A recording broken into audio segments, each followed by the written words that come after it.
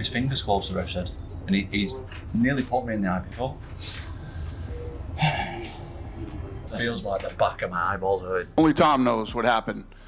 You know, could he see, couldn't he see, could he continue?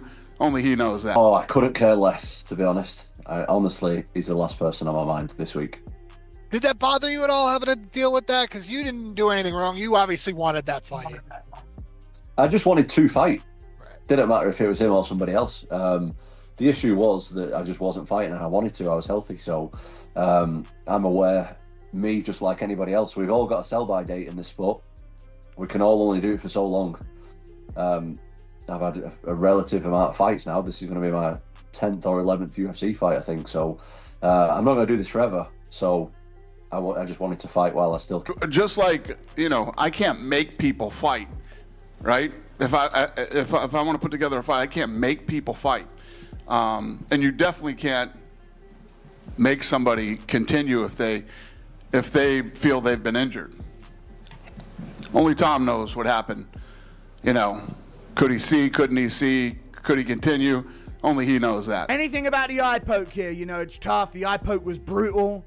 That looked like a disgusting eye poke that we saw there on Tom Aspinall. I'm not surprised. Anything along those lines would be good when asked what your thoughts on the eye poke stopping the fight were. He looked damn good tonight.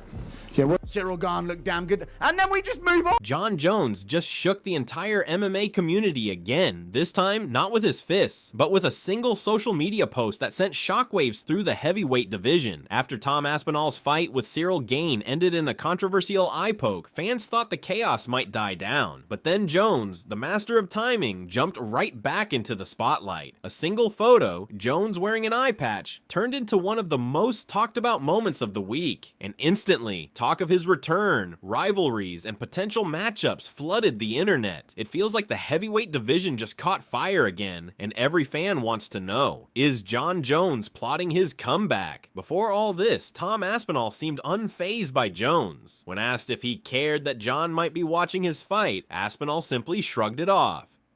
He's the last person on my mind, he said. He didn't care about the headlines or the noise. He just wanted to fight. For him, it wasn't about chasing names or hype. It was about staying active, enjoying the sport, and making the most of his time before the inevitable wear and tear of MMA takes its toll. But fate had other plans that night, and what was supposed to be a statement performance turned into one of the most dramatic stoppages we've seen in recent memory. It all went down fast. The crowd was electric, both fighters looked sharp, and Cyril Gane was fighting like a man with something to prove. Then suddenly, everything stopped. A brutal, unexpected eye poke changed the entire story. Tom immediately clutched his face in agony, and within seconds, fans could tell something was seriously wrong. Later, from the hospital, Aspinall described what it felt like. It was like someone touched the back of my eyeball. He could barely see, the pain was deep, and he said it was far worse than any knee injury he'd ever had. You could hear the frustration in his voice. A fighter desperate to continue, but trapped by the risk of permanent damage. Dana White spoke carefully after the fight, reminding everyone that fighter safety is the first priority.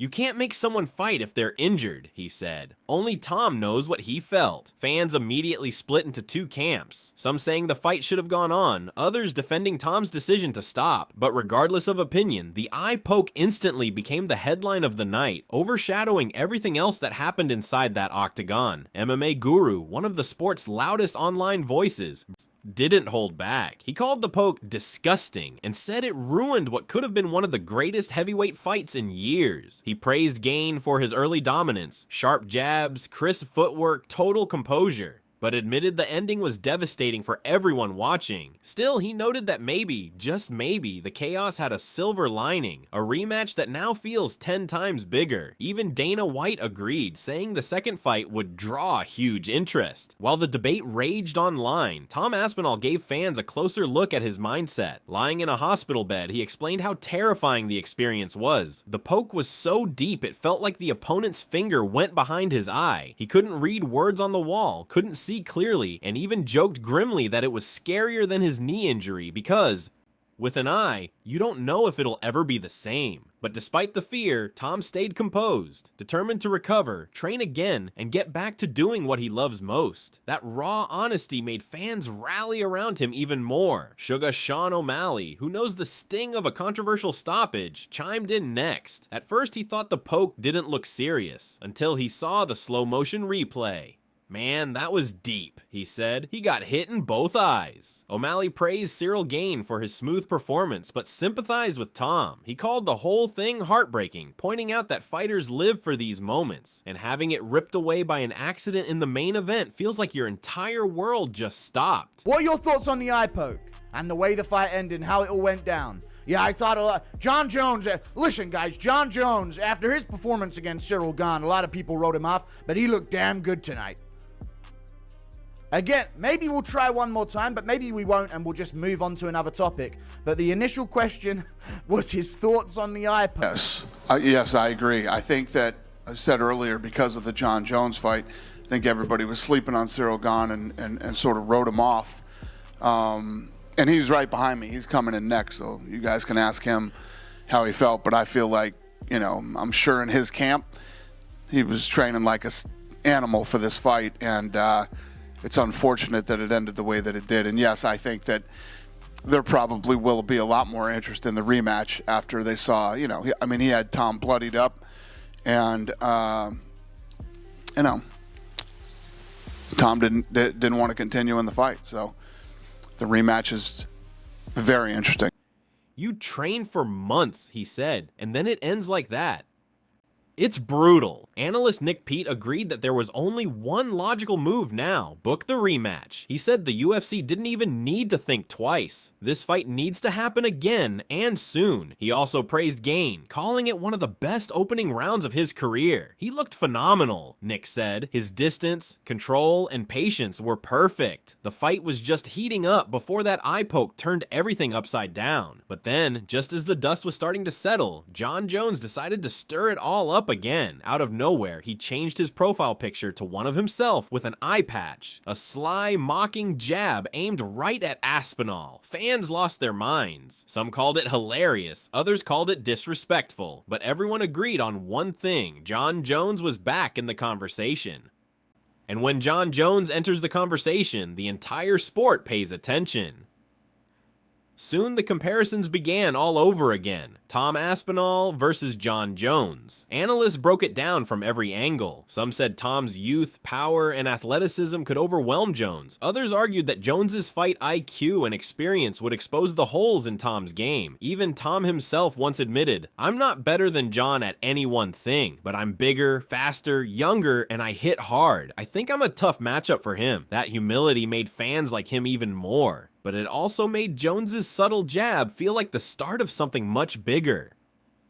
Nick Barnhill wasn't convinced Tom could rely on athleticism alone. He reminded fans that Jones isn't just skilled. He's one of the most adaptable fighters ever. You can't beat Jon by being faster or stronger, Nick said. He figures people out, and that's exactly what makes this hypothetical matchup so interesting. Tom has the tools, but Jones has the blueprint and the mental warfare that comes with it. Then, another name entered the chaos: Alex Pereira. After UFC 321, fans started whispering about a potential Pereira versus Jones fight. At first, it sounded like fantasy, but then Jon Jones tweeted directly at Pereira saying he'd love to bring the highest skill level to the White House, and ended with, "Let's dance." The MMA world exploded again. If that wasn't a call-out, what was? Overnight, the buzz shifted from Aspinall versus Jones to a possible Pereira-Jones super fight. Analysts jumped on the story, explaining that Pereira isn't interested in fighting anyone else at heavyweight, only Jones. That created a ripple of tension through the division. MMA Guru called it a powder keg waiting to blow, while others speculated that the UFC might even create a new belt just to make the fight happen.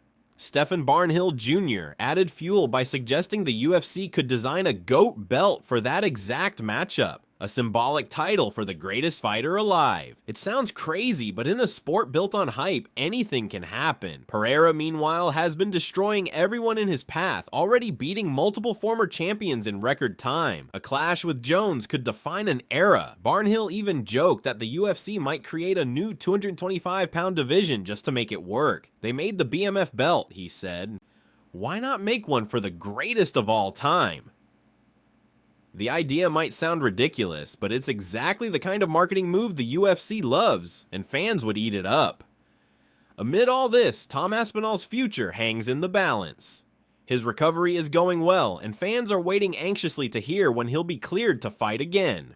A rematch with Cyril Gane feels inevitable, and if he wins decisively this time, the calls for a Jon Jones showdown will reach a fever pitch. The division has never been this unpredictable. Injuries, rivalries, comebacks, and new legends all colliding at once. Right now, the UFC stands at a crossroads. On one side, there's the chaos and controversy of Aspinall versus Gane 2, a rematch everyone wants to see. On the other, there's the dream matchup of Jones versus Pereira, a fight that could redefine greatness itself. Both have the potential to rewrite history, and both are burning holes through social media timelines everywhere. So what happens next? Does Jon Jones finally return to the octagon to prove he's still the king? Does Alex Pereira rise to challenge him in a clash for the ages? Or does Tom Aspinall recover, get his revenge on Gane, and finally earn his shot at the legend? One thing's certain, the heavyweight division hasn't been this thrilling in years, and whatever comes next is guaranteed to shake the entire fight world once again.